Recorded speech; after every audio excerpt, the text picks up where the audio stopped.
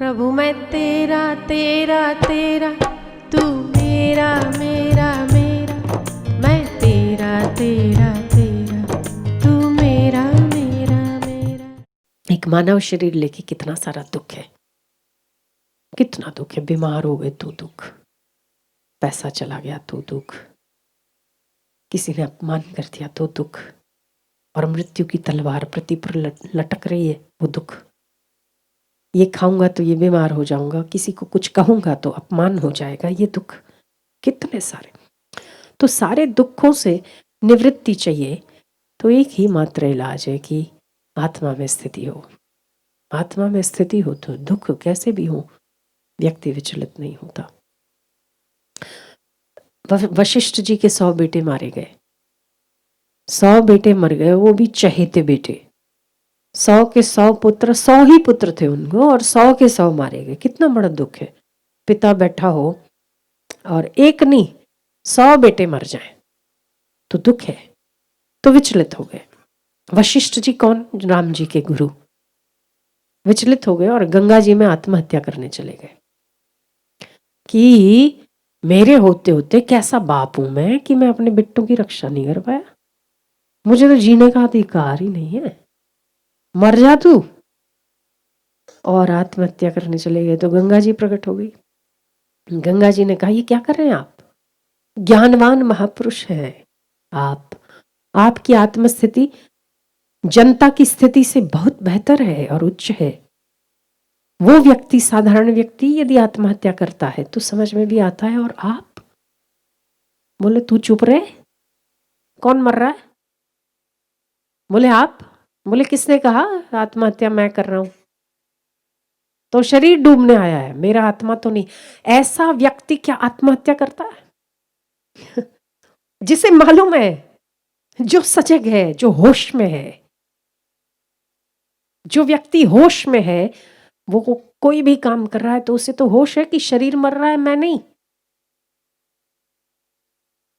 बोले तू चुप करके बैठ, ज्यादा उपदेश मत ठोक मेरे को। ये कहने की ताकत उस आत्मस्थित महापुरुष में हो सकती है। तो वो आपको दुखी होता हुआ नजर आएगा, फिर भी दुखी नहीं है, वो नाटक करता है।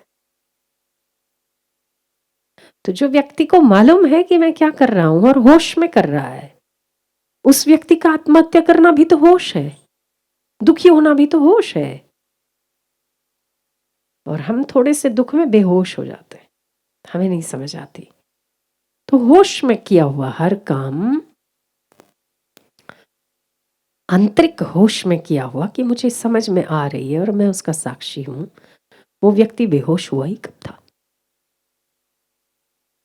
सुभद्रा का बेटा मर गया, एक लौता, पता है ना आपको, और वो भी चक्रव्यूह में। और इतनी बुरी तरह 7 महारथियों ने अभिमन्यु का निकंदन निकाल लिया, एकदम छलनी कर दिया उसके शरीर को। और माता को दुख तो होना स्वाभाविक था, और महज 17 साल का अभिमन्यु, अगर पता चले तो माँ का हृदय तो द्रवित हो जाता है कि मेरे बेटे ने कितना चिल्लाया होगा, मेरे बेटे ने कितना चीखा होगा। माँ बड़ी परेशान हो रही। अभिमन्यु का शरीर पड़ा है, आसपास पांडव खड़े हैं। माँ खड़ी खड़ी जोर जोर से चीख रही है, बेटा अभिमन्यु तो मेरी गलती से मर गया, मैं इतनी अभागन थी, जो भैया ने मुझे चक्रव्यूह भेदन सिखाया, पर मैं सो गई अभागन, और तू ऐसे करके जोर जोर से रो रही है। तू मेरी गलती का शिकार हो गया बेटा, माँ को छोड़कर चला गया 17 साल का, और हम कुछ नहीं कर पाए। तेरा पिता महारथी, खाक महारथी है, अपने पति को कोस रही है। खाक धनुष गांडीवधारी अर्जुन, पार्थ कृष्ण का चहेता, और कृष्ण तेरे मामा, ऐसा तू निहत्था और अकेला अभी निश्चेष्ट होकर पड़ा है। बेटा तेरे जैसा दुखी कोई नहीं, जिसका मामा इतना समर्थ हो, जिसका पिता इतना बलवान हो, जिसके चाचा नाम लेते ही थर थर भीम के कांपते लोग, जो एक बार हाथी को घुमा घुमा के दे मारता तो आसमान से हाथी वापस नहीं आते।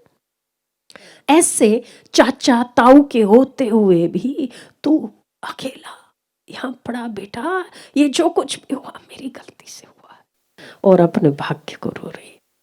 तो कृष्ण उसके पास गए, सुभद्रा, सुभद्रे, शरीर मरता है ना, तू सुभद्रा है, रोना ठीक नहीं है। चुप कर तुम चुप कर। तुम बहुत उपदेश ठोकते हो, बहुत उपदेश ठोकते हो। जाके अपने अर्जुन को सुनाओ। अपने अर्जुन को बचाने के लिए दूर निकल गए। मेरा बेटा क्या पक्षपात था, तुम्हें उससे पक्षपात था। मेरा बेटा है, इसीलिए आपने उसकी रक्षा क्यों नहीं की? जवाब दो। अब मां की भड़ास निकल रही थी, वो मां थी, कुछ भी बोले जा रही थी। कृष्ण ने सुभद्रा का हाथ पकड़ा। सुभद्रा, क्या तू जानती नहीं है कि प्रारब्ध, भाग्य, सांस जितनी लिखी होती है उससे एक क्षण भी कोई अधिक नहीं जी सकता। तो इनका तो भाग्य मरा हुआ है, पांडवों का। ये तो कब से मारे जा चुके होने चाहिए, पर तुम थे ना उसके साथ, तुमने सांसें बढ़ा दी। पर मेरे बेटे ने तो आपको पता नहीं क्या आपके साथ दुश्मनी थी। मेरे बेटे की सांसें नहीं बढ़ाई आपने। सारी उलाहनाएं सारे। कृष्ण चुप करके नीचे देखकर खड़े हो गए कि अब कुछ बोलूंगा गड़बड़ हो जाएगी। पर इतना विलाप कृष्ण फिर रहा नहीं गया, तो कृष्ण फिर से जाते। बहन अब उसको पकड़ के पीछे ले जाती है। जहां लोग बैठे वहां नहीं, जहां लोग नहीं है वहां ले जाती है। कृष्ण, मैं तुम्हारी बहन हूं, पता है ना? पता है। मैं सुभद्रा हूं, जानते हो ना? जानते। तो जो रो रही है ना, वो मां रो रही है, और जो समझ रही है ना, वो आपकी बहन सुभद्रा समझ रही है कि ये रो रहा है, वो मां रो रही है। रोने दो। बोले अगर ऐसा है तो खूब रो जाओ, अब मुझे कोई चिंता नहीं है कि तुम बह नहीं रही हो, होश में रो रही हो। ए सुभद्रा कभी कृष्ण का उपदेश सुनकर ऐसी जग गई कि उसे प्रत्येक कर्म ये लगता है कि ये मैं नहीं कर रहा है, ये उसके भीतर छुपा मां का भाव कर रहा है। चिंता मत करो कृष्ण, सुभद्रा बही नहीं है, ये ज्ञानवान कृष्ण की ज्ञानवान सुभद्रा है। कृष्ण ने सिर पर हाथ रखा और हाथ पकड़ा। समझ रही है ना? समझ के रो रही है। अब खूब जाओ, रो, मां का रोल अदा करो।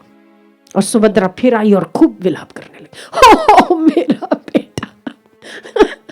जो व्यक्ति होश में है वो बेहोश नहीं हो सकता, ये होश में करती है।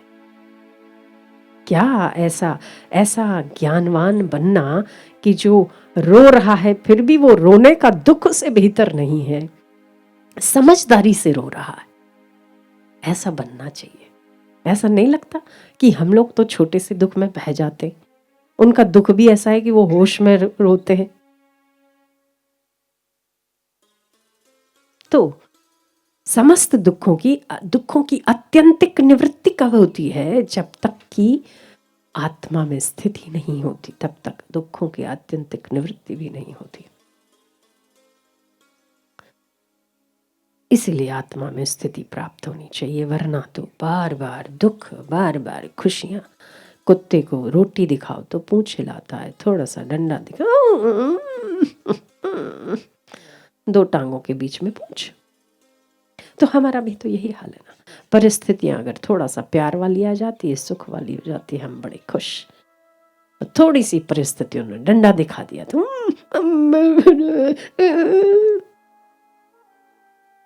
तो अगर रोते भी होना तो होश में रो। आपको पता होना चाहिए कि रो रहा है, ये जो रो रहा है वो बेटा रो रहा है, वो बेटी रो रही है, वो माँ रो रही है, पर मैं तो स्थिर हूं, मैं नहीं रो रहा। ऐसे व्यक्ति को कौन दुखी कर सकता है? जो नाटक कर रहा हो। पिक्चर में कई एक्टर और एक्ट्रेसेस रोते हैं, वो बिछड़ जाते हैं तो रोते हैं, मिलते हैं तो खुश होते हैं, पर उसे मालूम है ना कि मैं नाटक कर रहा हूँ, तो रियल लगता है। उनको देख के आपको भी रोना आता है, होता है कि नहीं? ऐसी एक्टिंग करते हैं पर उसे मालूम है कि मैं एक्टिंग कर रहा हूँ। तो जैसे उसमें एक्टिंग है, वैसे ये जीवन में भी तो एक्टिंग ही तो है।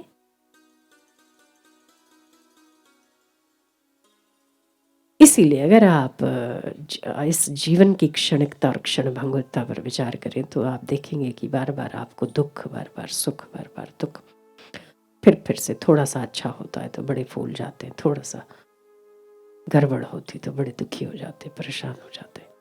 तो इसका एक ही उपाय है, आत्मा में स्थिति होना। और हम सही स्थिति नहीं है ना, इसीलिए अपना कर्तव्य भी नहीं निभा पाते। सुभद्रा जैसे रोने का भी कर्तव्य सही से निभा पाते, हम शिष्य होने का कर्तव्य भी नहीं निभाते। क्यों? हम कर्तव्यच्युत क्यों हो जाते? ये भी एक नाटक है, उसे सही से निभाना चाहिए।